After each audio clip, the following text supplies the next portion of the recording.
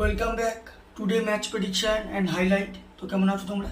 আজকে আমি আলোচনা করবো IPL Indian premier league 2024 match মানে এলিমিনেটর যেটা খেলা হবে আজ। যদি আমি ডেট বলি 22 মে 2024, Rajasthan Royals versus royal Challenger Bengaluru.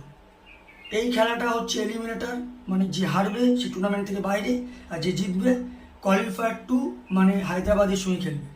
আমি প্রেডিকশন লাস্ট ম্যাচ করেছিলাম কোয়ালিফায়ার 1, আমার প্রেডিকশন ছিল হায়দ্রাবাদ, কিন্তু সব থেকে বড় ভুল হায়দ্রাবাদ করেছে, যেটা হচ্ছে টসে জিতে ফার্স্ট ব্যাট করা। আমি এটাও প্রেডিকশন করেছিলাম যে এই পিচ অনেক সময় স্লো থাকে, আবার হাই স্কোরিংও হয়, যেটা চেস হয়, ডিউ একটা ফ্যাক্টর হয়ে যাবে। টসে জিতে ফিল্ডিং নেওয়া দরকার।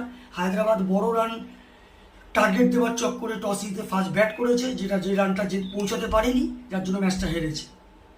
যাই হোক, এলিমিনেটর রাজস্থান ভার্সেস বেঙ্গালুরু। তো খেলা হবে Ahmedabad, same ground, Narendra Modi stadium. খেলাটা হবে ইন্ডিয়ান টাইমে সন্ধ্যে 7:30 PM খেলা। তো প্রথমে দেখবো ওয়েদার কন্ডিশন নিয়ে। ওয়েদার যদি দেখা যায় নো রেন, রেনের কোনো আপডেট নেই। এই সময় 41 ডিগ্রি সেলসিয়াস, যথেষ্ট হট ওয়েদার আছে। পিচ যদি আমি ক্যালকুলেশন করি, সেম কথাই বলবো, টসে জিতে ফার্স্ট ফিল্ডিং নেওয়া দরকার, চেসের দিকে যাওয়া দরকার। আজ আরও কাল যা ডিউ পড়েছে, আজ আরও বেশি ডিউ পড়বে। সেকেন্ড ইনিংসে পিচ ইজি হয়ে যাবে। হাই স্কোরিং আজ হতেও পারে, চেসও হতে পারে। তো এখানে একটা কথা বলবো, টসে জিতে ফার্স্ট ফিল্ডিং নেওয়া দরকার।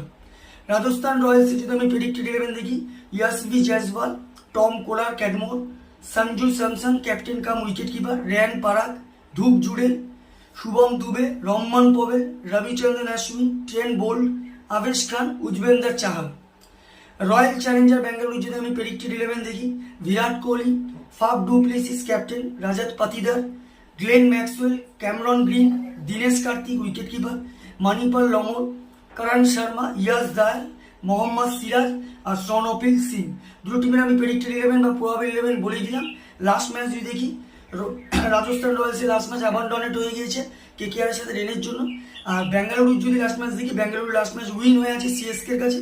লাস্ট ম্যাচ সব থেকে highest scorer Faf du Plessis 54 run. আর যদি বোলিং পারফর্ম দেখি, সব থেকে উইকেট টেকার বল করে ইয়াস দায়াল 42 রান দিয়ে 2 উইকেট নেয়। তো যাই হোক, Rajasthan Royals versus royal Challenger Bengaluru, দুটো টিম যদি পার্সেন্টেজ ক্যালকুলেশন করা হয়, পারফরমেন্স হিসাবে 50-50। রাজস্থান পারফরমেন্স হিসাবে এবছর এগিয়ে ছিল আপাতত বলবো, কারণ রাজস্থানের সব থেকে যেটা হলো প্রেশার ক্রিয়েট করবে, জর্জ বাটলার টিমে নেই। জর্জ বাটলার না থাকায় রাজস্থানে অনেকটা এফেক্ট পড়বে। তো আমার ক্যালকুলেশন আজকে eliminator winner royal Challenger Bangalore win this game. Royal Challenger Bangalore এই ম্যাচ জিতবে। আর যদি এখানে টপ ফ্যান্টাসি পিক দেখি, কারা কারা এই ম্যাচে পারফর্ম করতে পারে, রাজস্থান রয়্যালস যদি টপ ফ্যান্টাসি পিক দেখি, Yashasvi Jaiswal, Tom Kohler Cadmore, Sanju Samson আর ট্রেন বোল্টকে টপ ফ্যান্টাসি পিকের মধ্যে রাখবো। রয়্যাল চ্যালেঞ্জার ব্যাঙ্গালুরু যদি টপ ফ্যান্টাসি পিক দেখি, Virat Kohli, Faf du Plessis, Dinesh Karthik আর মোহাম্মদ সিরাজকে টপ ফ্যান্টাসি পিকের মধ্যে রাখবো। রানের যদি ক্যালকুলেশন করা হয়, রাজস্থান রয়্যালস যদি ফার্স্ট ব্যাট করে, তো আমার ক্যালকুলেশন 170 থেকে 180 করবে, যেটা 5 কি 4 উইকেটে রয়্যাল চ্যালেঞ্জার ব্যাঙ্গালোর উইন হবে। রয়্যাল চ্যালেঞ্জার ব্যাঙ্গালোর যদি ফার্স্ট ব্যাট করে, তো আমার ক্যালকুলেশন 190 থেকে 200 মধ্যে করবে, যেটা 15 কি 20 রানে রয়্যাল চ্যালেঞ্জার ব্যাঙ্গালোর উইন হবে। তো ভিডিওটি ভালো লাগলে লাইক করো, শেয়ার করো, কমেন্ট করো আর সাবস্ক্রাইব করো। বাই।